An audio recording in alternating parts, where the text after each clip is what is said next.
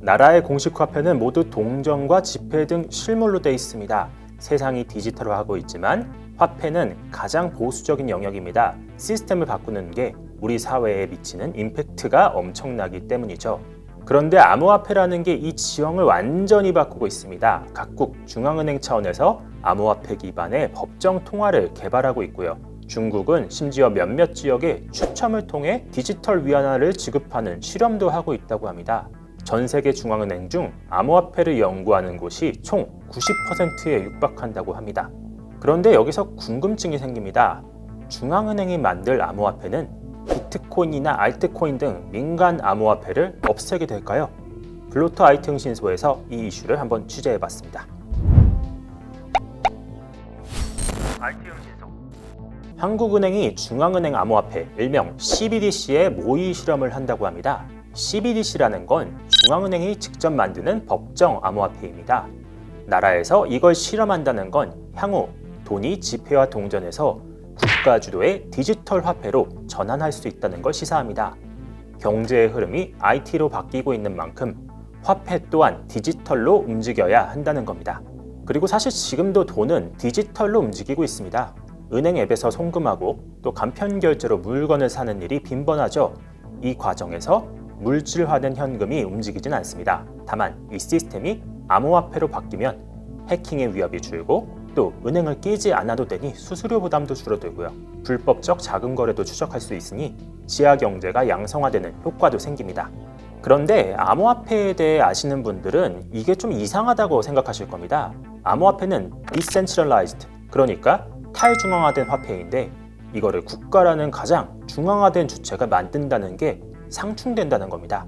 그리고 탈중앙화는 비트코인과 알트코인이 이 CBDC의 공세에도 살아남을 수 있을지에 대한 질문과 가장 직접적으로 맞닿습니다. 중앙화된 암호화폐는 돈을 거래하는 수단으로서 존재하지만 탈중앙화된 비트나 알트는 그 이상의 역할을 할 수 있기 때문입니다. 당연히 CBDC가 나오면 암호화폐의 화폐 역할은 퇴색될 겁니다. 그런데 한번 생각해보죠. 암호화폐가 등장한 지 10년이 훌쩍 넘었는데 그간 암호화폐가 화폐 역할을 제대로 한 적은 있었나요? 아니란 답이 너무나 뻔하게 나옵니다. 암호화폐의 조상님 격인 비트코인조차 그 역할은 거의 해내지 못하고 있습니다. 그럼 민간 암호화폐는 무슨 역할을 하고 있나요? 암호화폐에 투자 또는 투기를 해보신 분이라면 이게 가치를 저장한다는 걸 어렴풋이 이해하실 겁니다. 가치 저장이란 말이 좀 어려운데 금을 생각해보면 이해하기가 가장 쉽습니다. 금은 귀금속으로서 보석이나 산업에 소량 쓰이지만 실제 활용성은 크지 않습니다. 하지만 사람들이 금을 사는 이유는 뭘까요? 기원 전후부터 오랜 시간을 거쳐 인플레이션 해지 자산으로 인정받아왔기 때문입니다. 물가가 오르면 당연히 내 현금의 값어치는 떨어지죠. 또 금융자산을 사도 손실이 생길 수 있습니다. 그럴 때 내 자산에 금을 포함하면 이런 손실을 방어할 수 있다는 겁니다. 그리고 비트코인은 최근 들어 특히나 디지털 금으로 인정받고 있습니다. 물론 아직 유동성이 부족해 시세 변동이 큰 만큼 상대적으로 금에 비해 불안정하긴 합니다. 다만 실용성에서 금의 가치가 부족한데도 가치 저장 수단으로 인정받는 것처럼 비트코인 또한 실용성은 적지만 디지털 세계의 가치 저장 수단으로 보는 인식도 점점 늘고 있습니다. 암호화폐는 또 단순한 가치 저장뿐 아니라 다른 역할도 수행합니다. 가장 대표적인 게 바로 최근 화제가 되고 있는 NFT입니다. 기존엔 희소성 있는 자산을 거래할 때 경매소가 이용됐다면 많은 가치들이 디지털로 나오고 있는 오늘날 NFT가 활용됩니다. NFT는 Non-Fungible Token, 그러니까 대체 불가능한 토큰입니다. 여기서 대체할 수 없다는 건 각각의 토큰끼리 대체 불가능하다는 건데요.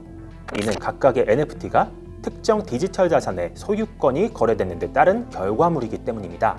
예컨대 A라는 그림과 B라는 그림의 값어치가 서로 다른 것처럼 A라는 NFT와 B라는 NFT의 가치도 서로 다를 겁니다. 토큰 간 시세가 연동되지 않고 또 수량 제한도 없는 겁니다. 일반적인 암호화폐와는 다르죠. 물론 수천여 개에 달하는 암호화폐가 모두 살아남는다는 말은 아닙니다.